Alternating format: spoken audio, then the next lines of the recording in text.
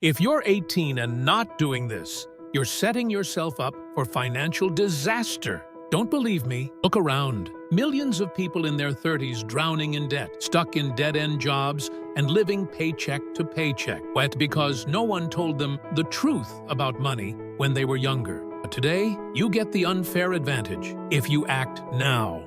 Here are 7 financial moves that separate the wealthy from the broke. Ignore them at your own risk.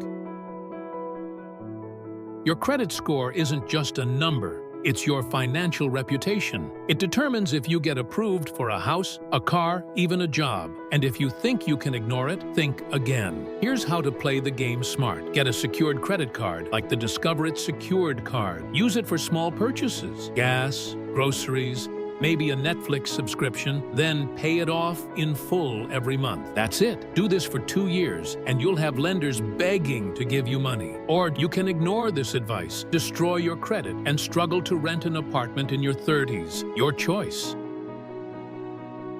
Still using your parents' bank account? That ends today. Having your own account isn't just about money, it's about independence. You need a checking account for daily expenses and a high-yield savings account for emergencies. Want digital convenience? Go with Ally Bank. Prefer a big name with physical branches? Try Bank of America. Just make sure you're not getting eaten alive by fees. Because if you're losing $15 a month on dumb banking fees, that's almost $200 a year thrown in the trash. Retirement is for old people, right? Wrong. If you don't start now, you might never retire at all.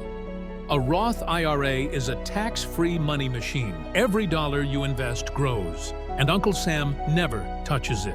Invest just $100 a month in an index fund, and by 60, you could have over $1 million.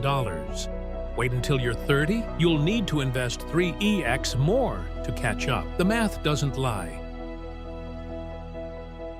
Credit card debt, car loans, payday loans, it's all a trap. The system wants you broke and dependent, but you can break free. The rule? If you can't buy it in cash, you can't afford it. Use credit cards only for things you can pay off immediately. Treat them like debit cards, not free money. Because debt isn't just numbers, it's chains. Cut them before they strangle your future. You think you're too young to work? Think again. The skills and connections you make now will open doors later. Soft skills, communication, leadership, problem solving are worth more than a college degree. Employers don't care about your GPA. They care about what you can do. Start small. Work retail, freelance, or build an online business. Just do something.